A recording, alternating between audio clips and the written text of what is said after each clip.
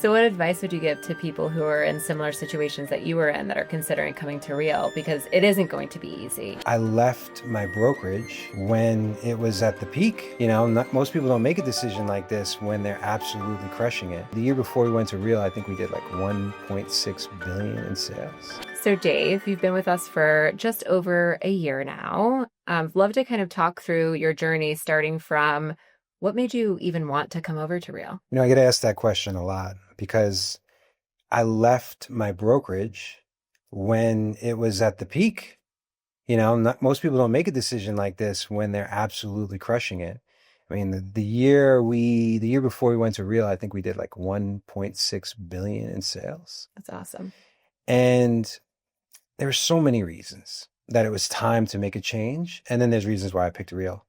The main reason why I picked Real was because if I was going to go to a corporate company, I wanted one that was most aligned with who we are as Urban Nest. Mm-hmm. And for me, it was just a natural synergy between the two companies. And for me, like, it's always purpose and relationships over the money. The money will take care of itself. Mm-hmm. And it's such a transactional business. I want to feel connected to people. So I felt that immediately with the people I met and the team. And so that was number one importance to me. And then as far as like, why would an independent, I'm so independent. Like, I don't like people telling me what to do. I felt that I can keep some autonomy and not lose who we were, and at the same time plug into something bigger than us. We have a 2-story building here, and I joke that Real is the 3rd floor, right? Like, if it's there as the umbrella and all the things you could possibly need that are easy to have when you have a big company of scalability, where it's a smaller company, even one my size, it's hard to do. Yeah. And so that was a big one. And as far as like why this time, I feel like I'm good at pattern recognition, and I see what's happening in this industry rapidly, from AI and consolidation and liability and technology. And I was like, the things that I'm good at are front of the house, the coaching and the leadership and creating environments and the people stuff. I obviously was good enough to pull off a almost $2 billion company from an operation standpoint, but just you hit a point where you're like, the juice isn't worth the squeeze. Yeah.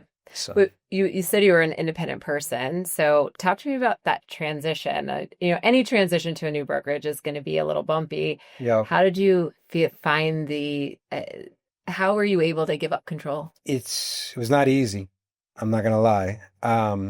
It's very hard to look at things and not default back to like, I could fix this, right? Mm-hmm. Or I could do it as good, but you have to be really clear on why you're doing what you do. I don't think I was fully bought in, and I'm not saying this because you're sitting here, till I met you and I already knew Joel. I really got to meet kind of the C-suite, and just that confidence I had that like, you guys are my type of people. Like, you're good human beings and you're good at what you do. And that's like my personal values, and the values for Urban Nest have always been do the right thing, do the work, and raise your standard. And so it was kind of similar to, be kind, work hard, right? Is that Work the hard, look? be kind. All right. Let's ask about be kind first. I like Yeah. that. Yeah. And there's a difference between kind, not nice, but that's a whole nother conversation. But This that's is why I'm true. glad it's kind. So there was just a synergy there. But as far as giving up control, yeah, I mean, it's not easy, but you have to be really clear on what you want to do. When I moved from New York to Vegas 30 years ago, if I was looking for New York still, I was never going to make it in Vegas. And if I wanted it to just be Urban Nest, it would never work. Like, you have to be like, all right, I'm in a new place, and just accept the things you can't control. So yeah, it took about 6 months, but now that I'm a year in, I could be happier. So what advice would you give to people who are in similar situations that you were in that are considering coming to Real? Because it isn't going to be easy. The bridge in, whoever you choose as either a sponsor, you have to have somebody who's going to show you how it's done and what to look for. I came in a little blind. I knew Sharon, right? And which is great because I went, pretty much right to the top, but I didn't know the infrastructure. I didn't know how everything worked. Right. I would I would get more information. I would find people. I would talk to as many agents as possible, but not just random agents. I say this to agents all the time. Don't get advice in the bullpen. That's not where you want to be getting advice. It's like the blind leading the blind. Get advice from someone who's doing the things that you want to do. Mm. Understand why they made the choice and why they made the decision, and then you can connect to that narrative and see if it aligns with yours. Yep, absolutely. Yeah. So now that you've been here, like what would you say has been the most pleasant surprise or the kind of unexpected benefit of being at Real? It's people.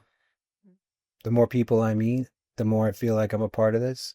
And it's very validating for me because no matter how great the tech is, no matter how great the AI is and the model and all that, to me, that's all interchangeable. It's what the leadership and the culture is attracting as people. That's what makes up a company. And the more people I meet in all the rooms, the 100 million and all these different groups and you guys, that's what makes it. And even in this 2026 of tech driven AI and everything, it's still the personal relationship that makes a difference. And I think Real has the right people. Yep. I love that. I mean, I always talk about it's the community. It seems like such a cliche answer, right? It's like, oh, we've got a great community of people. But for me, I resonate with that a lot because it's about the agents and it's about the community and it's about coming together. Yep. So I love that. So one other piece of advice I would give is don't wait for people to come to you and don't wait for like this magic to happen. You got to go out and get it. So some of my agents were waiting, like, what's the benefit of Real? I already have you, Dave, and I have Urban Nest. Right. And I was like, you get out what you put in. Mm-hmm. And I was expecting this red carpet. And not until I finally was like, wait a minute, I got to make this commitment first and put myself into these rooms and put myself out there. Right. And then it comes back tenfold. But if you're just waiting for everything just to knock on your door, then you're not going to get the most out of it. There's a lot of stuff here and you can be overwhelmed. You got to look at it as a buffet. You go to a buffet, you don't eat everything at the buffet. You just Unless pick it's a dessert table. Okay, but you go to dessert, right? Which is ironic. It's a great example because the dessert parts of Real, all my agents somehow figured out, right? Right. But the other ones, they didn't. So I'm like, just pick and choose, give it time, and go get the things you want. And that's how you see the value. If you try to eat the whole thing at once, it's not going to work. Yeah. So how do you do that, right? Because to your point, it is a little overwhelming. There is so much to offer, whether it be within the product, whether it be, some of the financial services. Where do you start? Like, how do you start? You got to see what fits you, right? Like if you think you have a great network and you want to help people and you want to build up your network and attract people, great, go that route. If you're a mega producer and you want the tools and the community of producers, you can go that route. I have a guy here that really takes care of the veteran world. And he was like, I don't know about Real Military. I was like, whatever's not there, go in and create it. You see, I didn't know that coming in. I didn't want to just create what was not here because I didn't want to like step on toes. Right. But this is the beauty of collaboration. I mean, what did Sean call it? A platform of possibilities? I didn't understand what he was saying when he said that until I've been here 8 months. Like, if you don't see it, build it. And you guys are great at like wrapping your arms around people who are doing some cool stuff. So now that you're well through the transition, you kind of have your foundation set here at Real. What's next? Where do you go from here? How do you kind of take Urban Nest to the next level? It's an interesting game because my take on this industry is contraction and compression.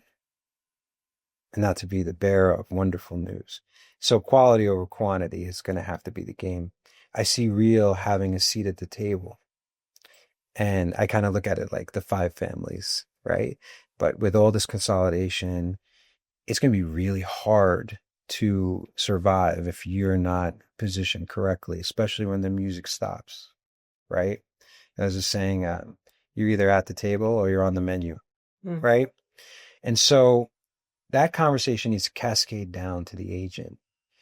And personally, I see this bifurcation of two types of agents. I call it the entrepreneur agent and the employee agent. And the entrepreneur agent is going to build these big teams, and the employee agent is going to plug into one of those teams, right? Because the gap is widening. And so if I'm an agent out there and I want to attract an agent that wants to build a team or already has a team and they want to be around A players, the Avengers, these are the ones I want to attract. Because when there is the contraction, the whole industry is going to lose a lot of people. So you want to make sure that you are aligned with the type of people. So I can't do that as boots on the ground and align with everyone around me unless I'm aligned with the people above me or behind me, however you want to call it. So there's got to be this synergy all the way through. Yeah. And that's the way I would, or I am selling it or attracting it, because, you know, it's one thing to be like, oh, everything's fine until it's not. Then you get the phone call. Oh, you were right. I need to make the move. Tell me more. Right. You know, but it's tough going first, right? Especially when I think I'm still the biggest brokerage that came over, right? Because most brokerages my size would just ride it out and make the money. Right. So, but I think you're going to see more and more throwing in the towel and being like, let me focus on what I do best, gain back balance in my life, and then create abundance from multiple ways of living and doing business. Yeah, that's great. You know, right now there's a lot of uncertainty out there in the real estate market and really just in general with the advancements in AI. What advice do you have for, you know, an agent that's really trying to go out and crush 2026? There's 5 things, but I'll only mention one. Okay. Let's go AI specific. You have no choice but to use this, but you do have control on whether or not you are going to lead it or be led by it. And so what I'm telling everyone, the way I'm doing it, you must keep authority. You must be the author of what goes into AI. Let AI be the supporter. Let them be the editor. You could do so much with so little now. So you have to do not abdicate who you are and let AI make decisions for you, no matter how much consciousness. So that's number 1.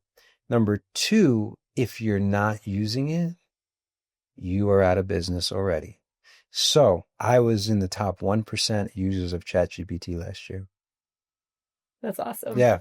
I don't know if that's They should send you a medal. They did a thing. I named mine Joey. And but I had to get to know it.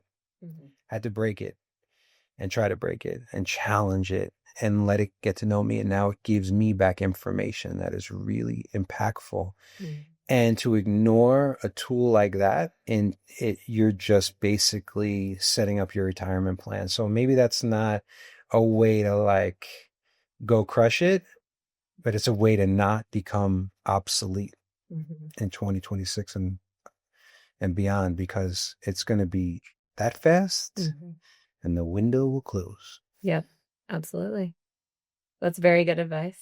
Thank you. I appreciate you speaking with me today. This was great. It's my pleasure. Anytime. Anything for you, Jenna. Thanks, Dave. You're welcome.